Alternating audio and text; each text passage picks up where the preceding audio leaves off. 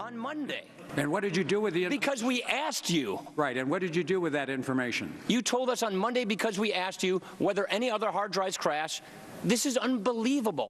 And it comes at a time when the last scandal was the sort of the eruption over the NSA eavesdropping on everybody.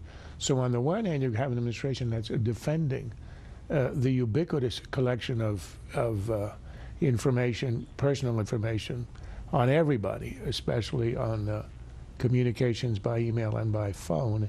And then we are being told that these are innocent losses of information, whereas almost everyone knows, and a lot of experts who've spoken about this said, it is almost impossible to erase this completely from the world.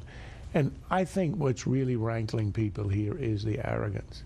I mean, he may not want to apologize, this guy, but he could at least say, we understand what the issue here and how this might look. But the way he arrogantly says to Ryan, what did you do with the information?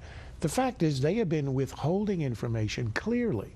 He withholds it. He says, I told you on Monday. Yeah, but you knew it 2 months ago. Well, you didn't ask me.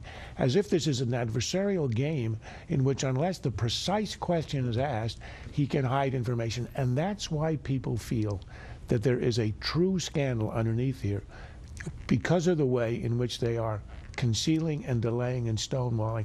If there were nothing, if this were really what the president said, a rogue operation in Cincinnati with not a smidgen of corruption, they would have opened everything, they would have told everything, even if there was a destroyed hard drive.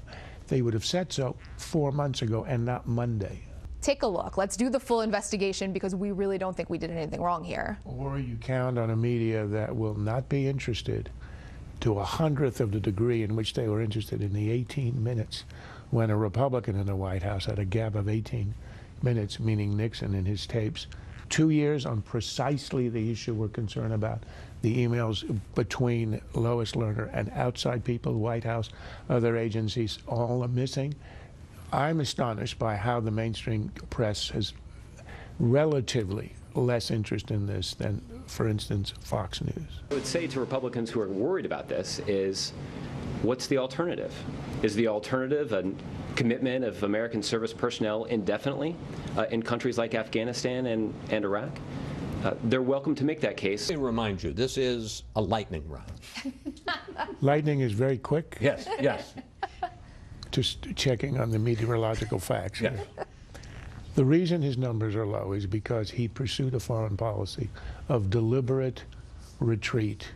The country doesn't want war. He responded to that.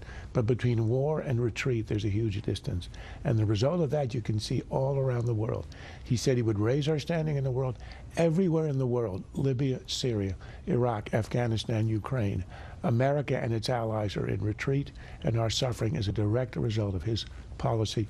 End of lightning. It's just the latest indignity for this agency that has had so many problems, and to think that you had people who were waiting weeks to get appointments while the people who were running these hospitals were getting bonuses, I think is really infuriating to because of the fact that they were handling the wait time so efficiently, supposedly. Charles. It's the perfect example of the difference between private sector, where people are ultimately held accountable, and the public sector, where they ultimately generally are not. Where were we? Oh, loser of the week. Loser of the week is Hanley Ramirez, shortstop for the Dodgers. His pitcher, Clayton Kershaw, was pitching a perfect game. There are only about 20 or so of those in 110 years of baseball history, which means everybody up, everybody down. Well, one ball was hit to Hanley. He threw it away. No perfect game. Such is life. Winner, But he still got a no-hitter. Yes, but a no-hitter is run-of-the-mill. A perfect game, as you would know as a baseball fan. Yes. Winner. Abu Kutala, the guy that we picked up in Libya. Here's a guy, a terrorist, involved in the killing of the cruel hunting and killing of our ambassador. He's apprehended by the U.S., and he's now in the tender hands, instead of the military, of the Justice Department. There's not another country in the world that would have done that to him.